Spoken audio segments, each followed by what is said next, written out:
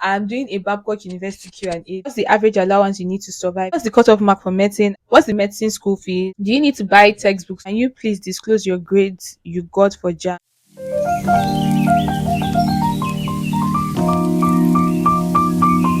Hey guys, welcome back to my channel. Welcome back to Grace's Tube. How are you guys doing? My name is Grace. I'm a final year medical student of Babcock University, Nigeria. And on my channel, I talk about my life in medical school, different things that are happening in the country. And basically, I just do a lot of lifestyle vlogs on my life in medical school. So if you have been watching me and you've not yet subscribed, please subscribe. And if you're stopping here for the first time, welcome. And then please subscribe. And also, guys, like this video, okay? Please just like this video. It really helps with YouTube promoting it to other people. So today I am talking about something that is very, very much requested. I'm doing a Babcock University Q&A. This is something that I've been postponing for like 2 years because I hate talking about Babcock in general, but I'm just doing it for you guys because this is like my final year. And once I'm done with this school, I'm not going to ever talk about this school anymore.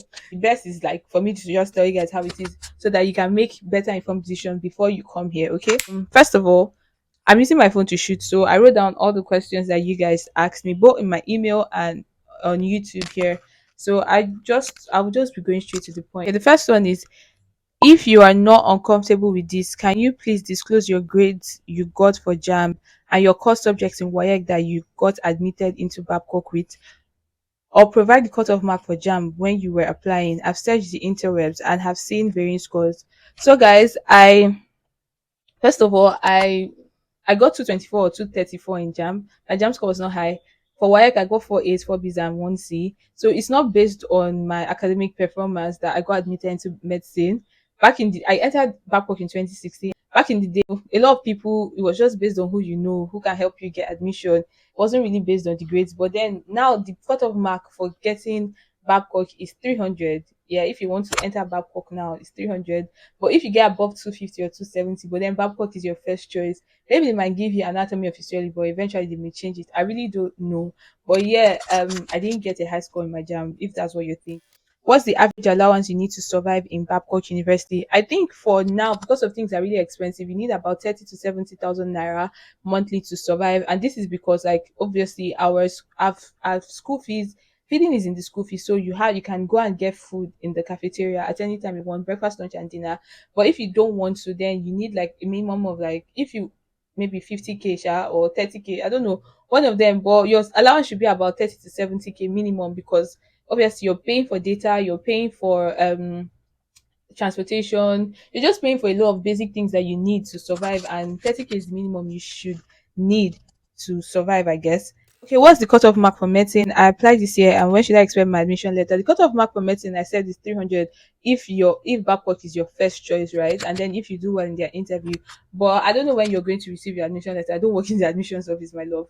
But yeah, just be checking your emails and check if your name has come out on the list. What's the medicine school fees, and what's my reading routine as a medical student? I don't get reading routine as a medical student. I'm at the point where in my life where I just read whenever I feel like, unless it's exam period, I literally just read towards the exam, crash read, and I pass my exams because I don't have the energy to process academic information anymore. But back in the day, I used to read almost every day. Like in my second, third, fourth year, I used to read every single day, watch a lot of videos and all that crazy stuff.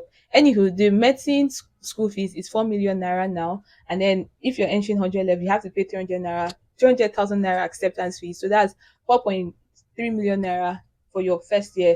But for my class, we don't pay that much. We don't pay up to 4 million naira. How's studying nursing like in Babcock University? You guys, I'm not studying nursing. No. I don't know why this person is asking me that. But I'm not studying nursing, but I think it's okay. It's a 5 year course. After you become a registered nurse, and I think it's okay. They do medical related things. They go for clinical rotations like we do too. How's the Babcock University medical student admission test exam like? Okay, I don't know. In my time, we did not write it though, and I don't know anybody who has written that test. Even the 100 level students, they said they just did an interview for them. So let's say after you apply, you write your phone number. They tell you a day that they will call you, and when they call you, they basically ask you questions like, "Oh, why did you choose Babcock University? What's your application ID? What's your name? Why did you choose medicine? Why is Babcock your first choice? Why do you want to come to Babcock? Basically, would you abide by the rules of Babcock? Do you know the rules? Just basic stuff, nothing academic. Do you need to buy textbooks, or are all materials available in the library? You don't need to buy. You need to buy textbooks. Yes, you really need to buy textbooks. They are usually at the bookshop, right?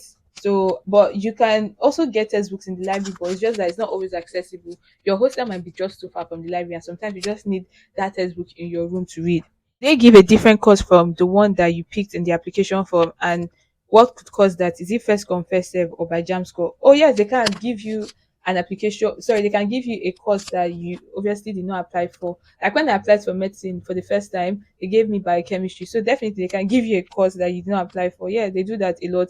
And what's the name? And usually based on jam score. And like I said, it's already, you need at least 300 to be sure that okay, you're going to get jam medicine in Babcock. And what's the name? Babcock has to be your first choice too. Effective study methods to pass 100 level exam. Me or more, I did 100 level in 2016, so I don't know. But maybe like reading every other day, reading on weekends, because I think that's what I used to do, and then just putting in efforts in the courses that you're deficient in, right? Because me, I know I really struggle with mathematics because I didn't do further maths in secondary school, but like that's it. You'll be fine, really. Like it's not that hard if you had like a solid basic science base in secondary school. Like if you're good with physics, chemistry, biology, further maths, like you're good to go. 100 level is like a walkover if you were good at that from secondary school. What about international students who want to attend Babcock? Do they take an entrance exam, and how is it like? I think it's the basic thing, like applying through the website and then giving your number for an interview. I don't know. I don't think they grade international students based on JAM. JAM is like a Nigerian thing, so I don't know about that. How tough are your mid semester exams? Okay, the last time I wrote mid semester, I was a 100 level. That's 2016. And to be honest, like it's just like it's not that bad, right? Because obviously they tell you that you're going to have this exam, so you're going to read for the mid semester, and then like if you read and if hopefully what you read come out, like you're good to go. Like it's not a big deal at all. Like on a scale of 1 to 10, how difficult was my mid semester or were the mid semesters? I would say 5. So it's like average is like in between. Like if you study, you'd most likely pass.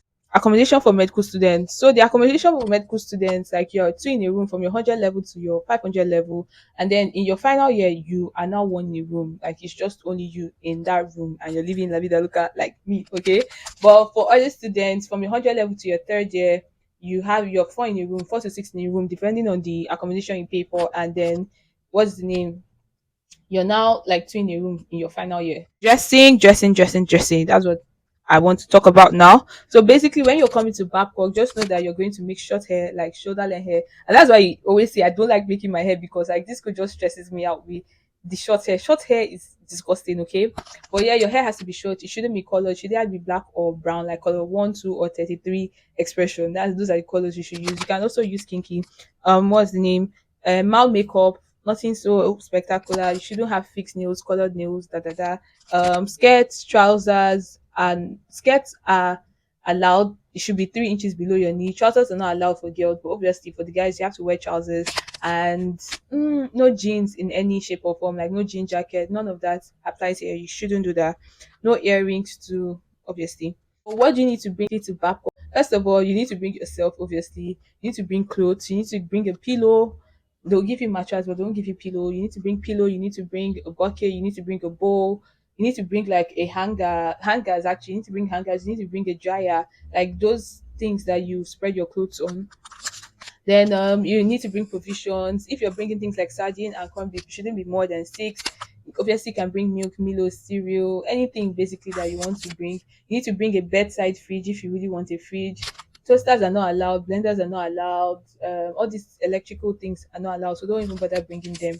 So I guess that's that for this video. If you have any more questions, please do well to ask me in the comment section, or you can send me an email. I'll try my best to answer them. And yeah, if you like this video, please like the video literally, and then subscribe to my channel if you haven't. Okay, I love you guys.